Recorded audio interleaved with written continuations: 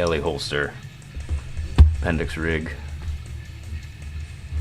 Fits in your pants. I've had this probably 8 or 9 years now, so I thought it was time to do a little video. We'll make it quick. I've had one failure so far. The mag caddy snapped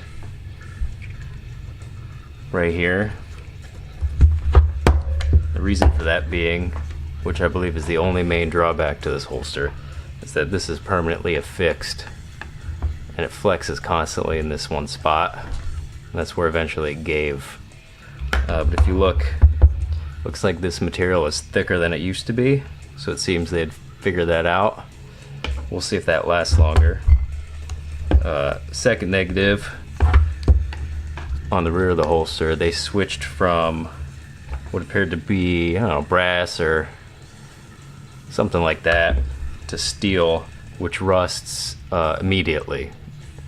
And you have like rusty, gross shit smearing all over your stomach all day. Other than that, holster's been fantastic. I'll probably order another one. I'm thinking of trying something else though, predominantly to fix this flexing issue. As you can see here, there's a slight crack forming right here where it's been flexing this direction for 8 years. Now mind you, that's a really long time for anything to last, so I give them a lot of credit for lasting that long. These clips are actually still original too. You can hear they have a little play in them now. When these are brand new, this snapped tight, and they snap real tight. These are pretty loose now. They should have probably been replaced once or twice throughout the years, but I wanted to see how long it would last. So again, that's a long ass time for a piece of plastic. This has been worn basically every day and night for 8-9 years. It's been through multiple training classes. I work construction, I'm up and down ladders, crawling around all day, and it survived pretty well. You can see the tactical fuzz, or whatever you like to call it, is like completely smooth here from rubbing against me, versus the new stuff is a little fluffier from the factory. I do like the fuzz. It keeps it in place and keeps it from feeling like a sweaty piece of plastic slipping around. That's been pretty good. The retention is fantastic. Clicks into place. I've adjusted that maybe, I don't know, 3 times my entire life since I've had this, which again is really good. The retention on the mag caddy is pretty good. I keep it somewhat loose so I can get them out. And again, the same rusting problem occurs with these screws here, which really is a bummer. Those should be stainless, I think. But other than that, it's been great. It's incredibly comfortable. I'll get some shots in a minute of that, but it stays put and has just enough play between these clips to let it move around just a little bit on your body. And again, it does flex a good amount. But I'm looking at the tier 1 with the bungee cord in between here to hopefully alleviate this problem, which is really my only real complaint on the holster. I definitely recommend it. I'll probably get another one just because I'm so used to using it. I've trained with it so much.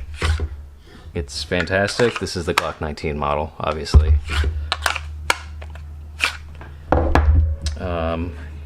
Other than that, there's no real serious wear marks. You can see in here where the slide serrations have like worn their way into this, which is kind of funny. And that's about it. It's pretty lightweight. It doesn't really weigh nothing, and it's adjustable enough with these guys. Make sure you Loctite it because they will get loose and want to slip out of there. But I haven't had anything fall off the whole time.